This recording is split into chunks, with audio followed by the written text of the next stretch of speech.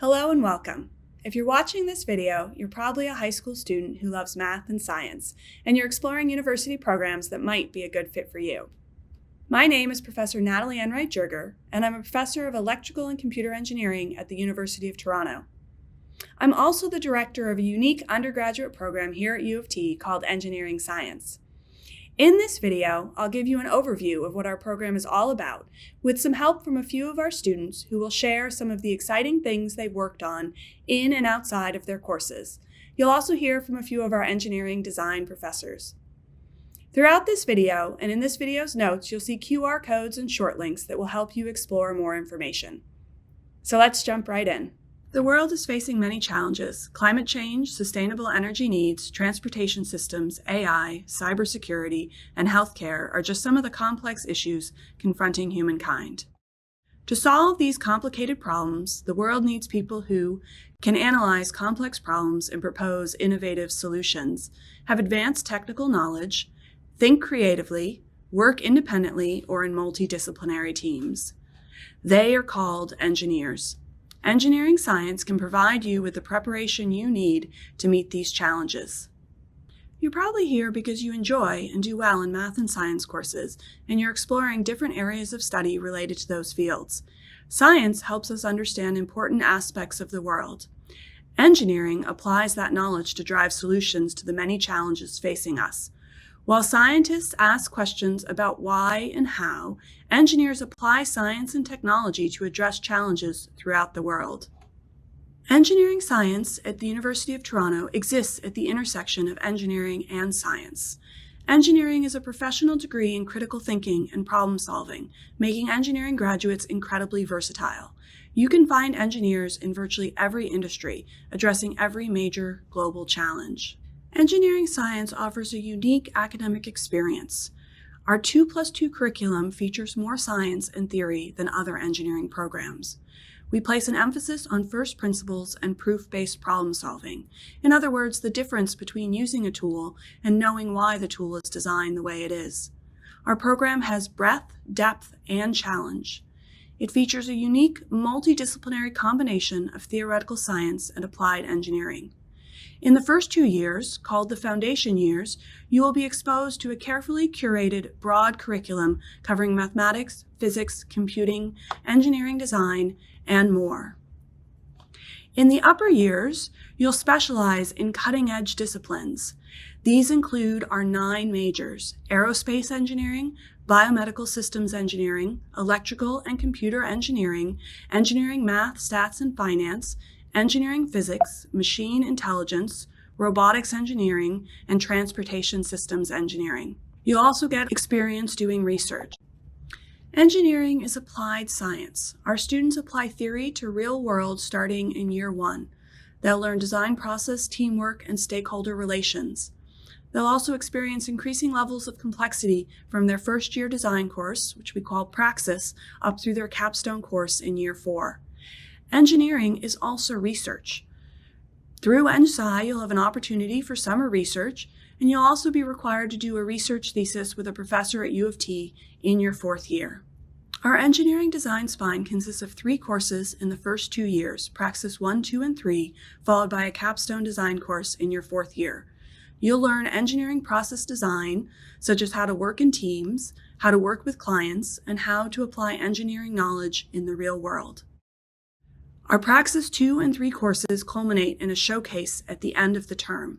Now let's hear from one of our current students about her team's Praxis 2 project. Hi, my name is Alena, and I am a second-year engineering science student. I wanted to introduce my Praxis 2 project, which is a course you will take in your first year second semester. For my Praxis 2 project, my group and I decided to improve beehive accessibility for the stakeholder of the Toronto Beekeepers Collectives.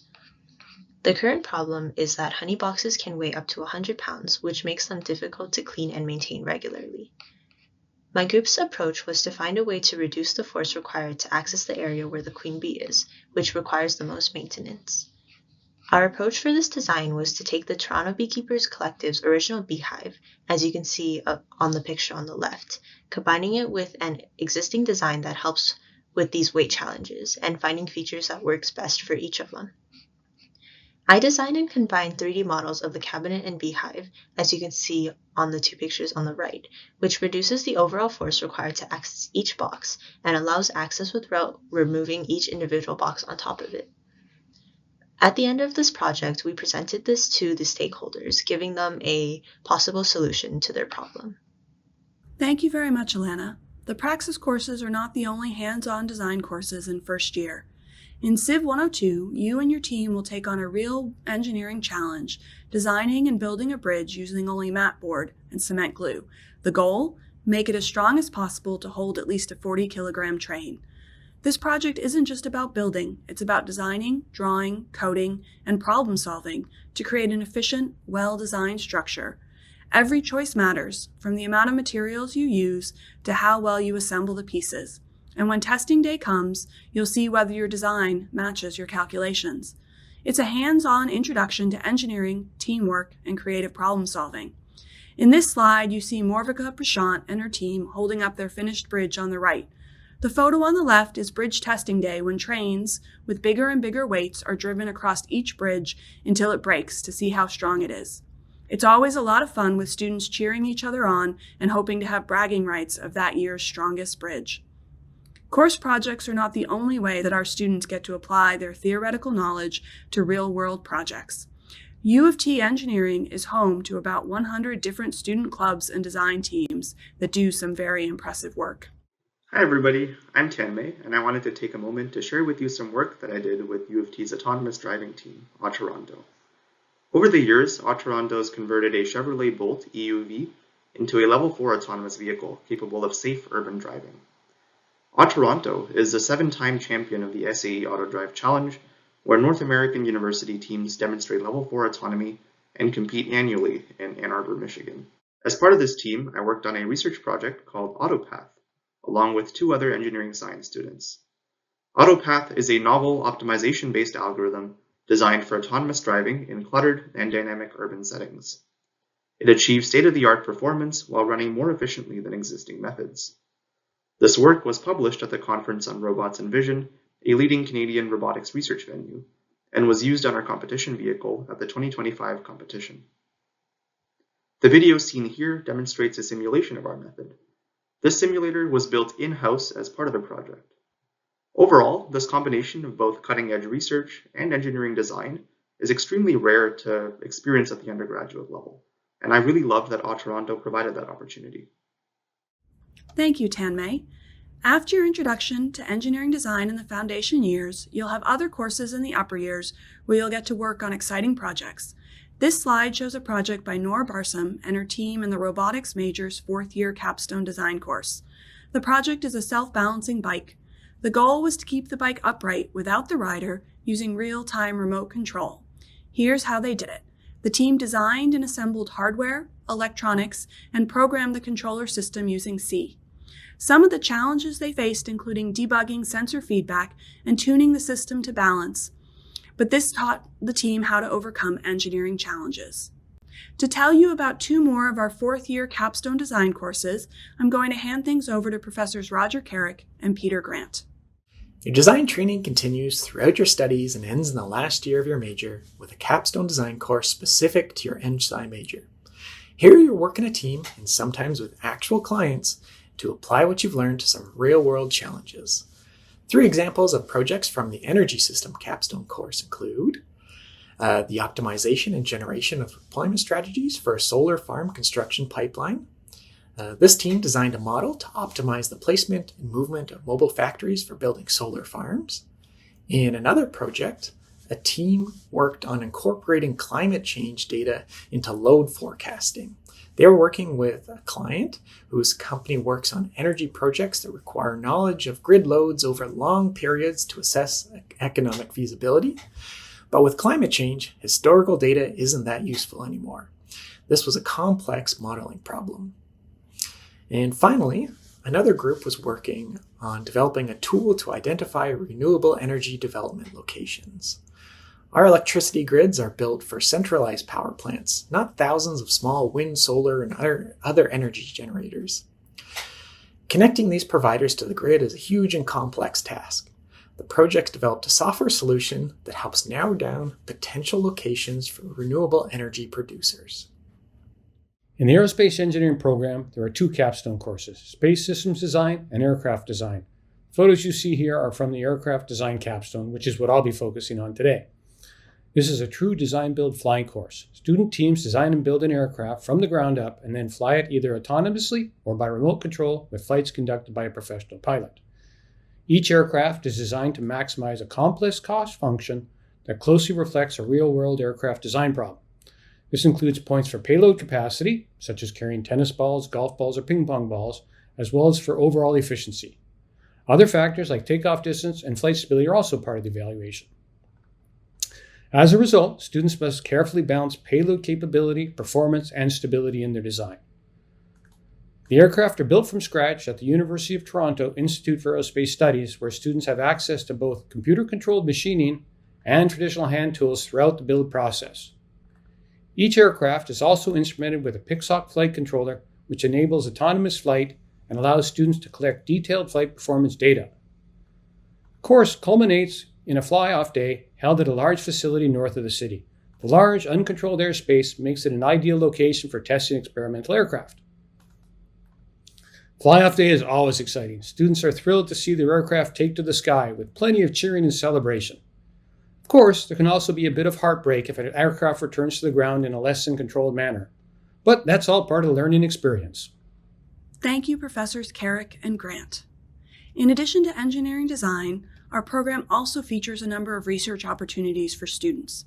Many of our students participate in research during their time in our program. Spending a summer working in a lab at a university or other institution is incredibly valuable, even if you don't plan to become a researcher yourself. You learn how research works, how to manage your own project, and how to work in a team with more senior people. You get to experience the creativity of asking questions no one's answered before, and the collegiality of being part of a research group. This lets you explore different topics that may be of interest to you, and gives you a taste of what grad school might be like. It's also a great experience to have for graduate school applications. Our program is special in offering overseas research opportunities to students starting in the summer after their first year. There are 3 streams in our Engineering Science Research Opportunities Program, which we call SROP. SROP U of T offers positions here at U of T. SROP Global offers overseas positions that are arranged by us. And SROP XOP is one where students secure positions themselves. You can see some of the recent destinations here. Now let's hear from 2 of our students who went overseas as part of the SROP Global stream, Justin Tran and Kevin Wang. Hi, my name is Justin. I'm currently a 3rd-year engineering science student, and I'm in the biomedical systems engineering major. During my summer after first year, I had the opportunity to conduct research at King Mongkut University of Technology in Thailand through the SROP Global Fellowship. My project focused on vitamin B12, which is an essential vitamin for brain function and nerve health. The problem is, vitamin B12 breaks down easily in the acidic environment of the stomach, making it hard for the body to absorb. To address this, I worked on creating starch-based microcapsules to protect the vitamin during digestion. The process involved using ultrasonicated porous starch, pouring in water and oil emulsion, and then coating everything in calcium alginate through a technique called electrospraying. By the end of the project, I was able to form stable microcapsules that encapsulated the vitamin, and the next step was to test their efficiency in conditions that mimicked the digestive system. Hi, I'm Kevin, an engineering science student currently on PEI co-op doing the electrical and computer engineering major. So in this summer of 2nd year, I got the opportunity to intern at the Max Planck Institute for the Structures and Dynamics of Matter in Hamburg, Germany, also through the SROP Global Fellowship. So while I was there, I helped develop an electromechanical frequency divider, otherwise known as the chopper, which is used in electron beam diffraction experiments. So while I did not get to dabble too much around with the physics, I did get experience playing around with high voltage circuitry, analog digital waveform debugging, and surprisingly quite a bit of software development too. And just going left to right, top to bottom, we have some pictures here. This is waveform debugging I was talking about. This is me on my day of arrival, some pictures of the chopper setup disassembled, and then the chopper setup assembled in the main laboratory, on a vibration-free table, and out of the many great travel experiences I've had, this one takes the cake of being my favorite photo of them all. And so the nice thing about EngSci is that it allows students to access these abroad internships quite easily. And me personally, I was quite hesitant at first, but once I applied, oh boy, best decision I've ever made. Thank you, Justin and Kevin. All students at U of T Engineering can do an optional co-op called Professional Experience Year Co-op. It's a very popular option with most students participating. Our Career Center vets all of the jobs, and they are full-time, paid positions in engineering-related work. One of the benefits of having a 12 to 16-month work term, which is longer than at many other universities, is that you get to work on bigger projects. If you want to learn more about our co-op, I encourage you to visit the link listed on the slide for more information about how it works. Listed here is just a tiny sample of the many places where EngSci students have completed their co-op in the last couple of years. You can see it is a very diverse range, from tech companies to healthcare to financial institutions and more. Next, let's hear from Grace Atella, who is in her final year of our biomedical systems major, about one of her work experiences during her time in our EngSci program. Hi! So last year I worked at a company doing non-invasive deep brain stimulation in San Francisco. And this was a startup, and what they're doing was running clinical trials with technology that uses a headset, like this one here, to send these mechanical ultrasound waves deep into the brain. And this can help treat people with a variety of different conditions depending on where you stimulate. Now, working at a startup, I got to play a big role in lots of different things. This involved designing and running clinical trials, which you can see me doing here, to analyzing data. And while I was there, I actually got to lead our chronic pain trial.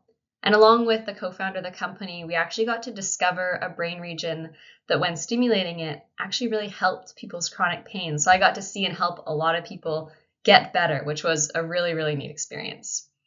While I was down there, I also helped run trials at Stanford and UCSF as these academic groups were using this technology.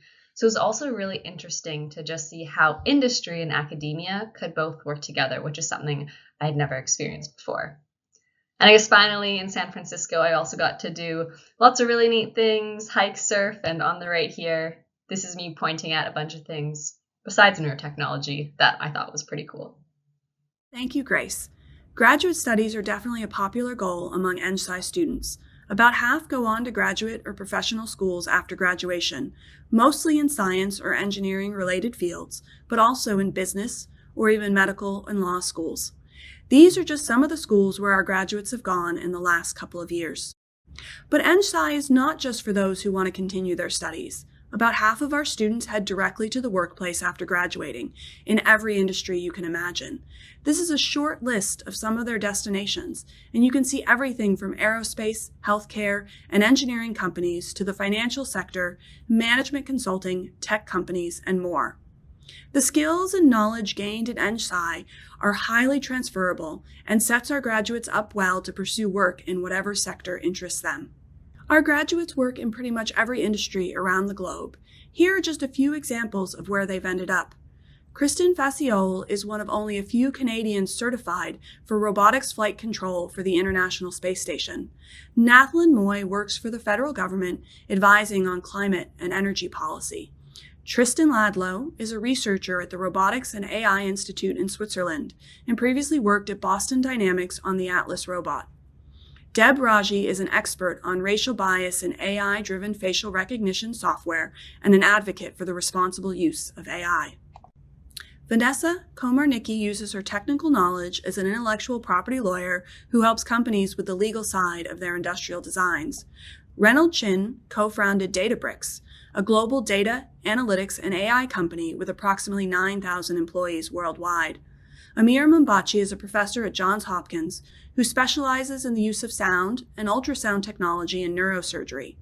Jenny He is an entrepreneur who is using her engineering training to change the way home renovations are delivered to thousands of clients around the world. If you are ambitious, committed, creative, and want to make an impact, excited about working with others on challenging projects, interested in diverse postgraduate opportunities, then EngSci may be the place for you.